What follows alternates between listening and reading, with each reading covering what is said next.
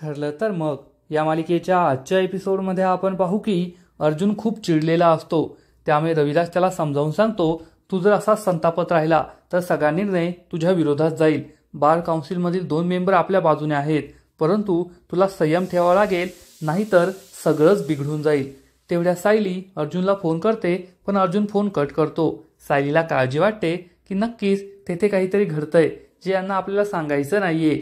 तर चैतन्य विचार करतो, हे जे सगळं काही झालंय ते फक्त माझ्यामुळे झालंय, माझ्या मूर्खपणामुळे झालंय.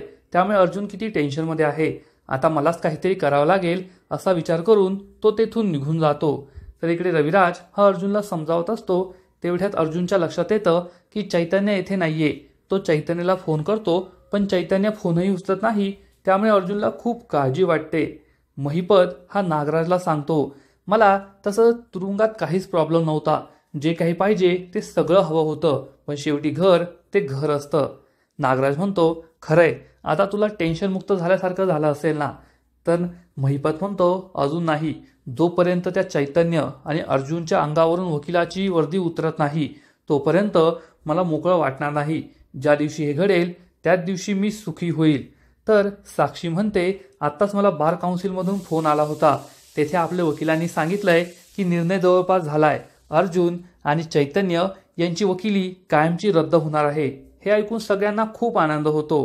प्रिया म्हणते, एकदा का अर्जुन त्या वात्सल्य आश्रम केसपासून दूर झाला, माझं टेन्शन मिटेल. नागराज म्हणतो, तुझं टेन्शन कायमचं मिटलेलंच आहे. घरी सगळेजण अर्जुन आणि चैतन्याची वाट पाहत असतात. तेथे काय निर्णय झाला असेल, अर्जुन आणि चैतन्य निर्दोष सुटले असतील की नाही याचाच विचार ते करत असतात.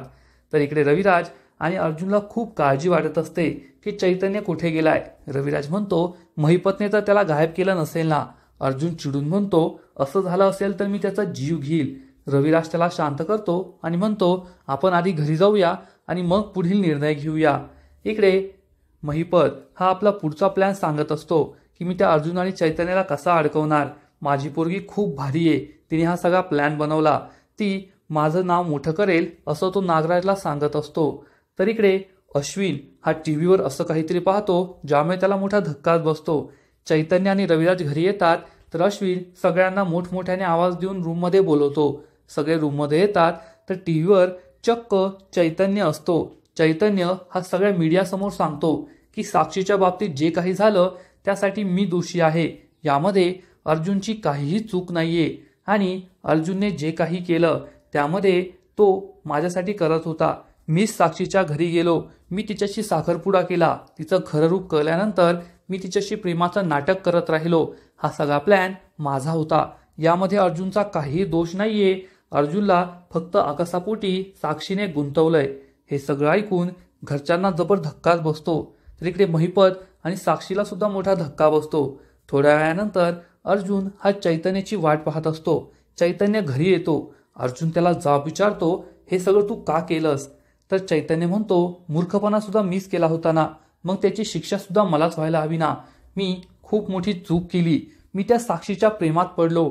मी तुझं सिक्रेट सुद्धा तिला सांगितलं. सगळे विचारतात, कोणतं सिक्रेट? तर अर्जुन सांगतो, एका फ्रॉडच्या केसबद्दल बोलतोय तो.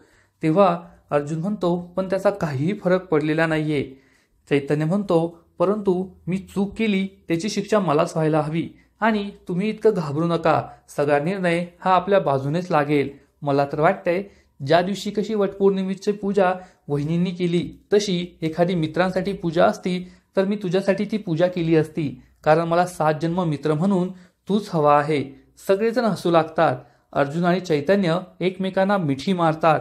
तेवढ्यात रविराजला बार काउन्सिलमधून फोन येतो आणि त्याला निर्णय समजतो. तो सांगतो, एक वाईट बातमी आहे आणि एक चांगली बातमी आहे. सगळे विचारतात, आधी वाईट बातमी सांगा. तेव्हा रविराज सांगतो, चैतन्याची सनद 6 महिन्यांसाठी कॅन्सल झाली आहे. हे ऐकून सर्वांनाच मोठा धक्का बसतो. त्यानंतर रविराज म्हणतो, पण अर्जुन हा निर्दोष सुटलाय, त्याच्यावर आता कोणतेही आरोप नाहीये. हे ऐकून सर्वांना आनंद होतो, परंतु अर्जुन दुःखी असतो. चैतन्य त्याला समजावून सांगतो, माझी सनद कायमची नाही रद्द झालीये, फक्त 6 महिन्यांसाठी. मी तुझ्याबरोबर कोर्टात नाही येऊ शकणार, पण तुला मदत तर करू शकेल ना. आणि आपल्याला ते वात्सल्य आश्रम केस जिंकायची आहे, मग मी तर आपोआप निर्दोष सुटेल. हे ऐकून सगळे खुश होतात. अर्जुन आणि चैतन्य एकमेकांना मिठी मारतात. दुसऱ्या दिवशी सकाळी अर्जुन हा कोर्टात जाण्यासाठी तयार होत असतो तेव्हा त्याला आठवतं की बार काउन्सिलमध्ये काय घडलं. चैतन्याने सगळे आरोप स्वतःवर घेतले. त्याला चैतन्याचा खूप अभिमान वाटतो. तेवढ्यात सायली तेथे येते. ती अर्जुनला कोट घालते आणि म्हणते, तुम्ही खूप छान दिसताय. आज एक वकील म्हणून तुमचा पुनर्जन्म झालाय आणि यात चैतन्य सरांचा खूप मोठा वाटा आहे. पुढील एपिसोडमध्ये आपण पाहू की सायली ही अर्जुनसाठी एक प्रेमपत्र लिहिणार, तर प्रिया ही अर्जुनच्या ऑफिसमध्ये येऊन तेथून कागदपत्र चोरण्याचा प्रयत्न करणार, परंतु अर्जुन तिला रंगेहात पकडेल. मग आता पुढे काय होईल हे तर कळेलच, परंतु तोपर्यंत ठरलं तर मग या मालिकेचे असेच नवीन नवीन अपडेट्स सर्वात आधी जाणून घेण्यासाठी व्हिडिओला लाईक करा, शेअर करा आणि चॅनलला सबस्क्राईब करायला विसरू नका. धन्यवाद. ठरलं तर मग.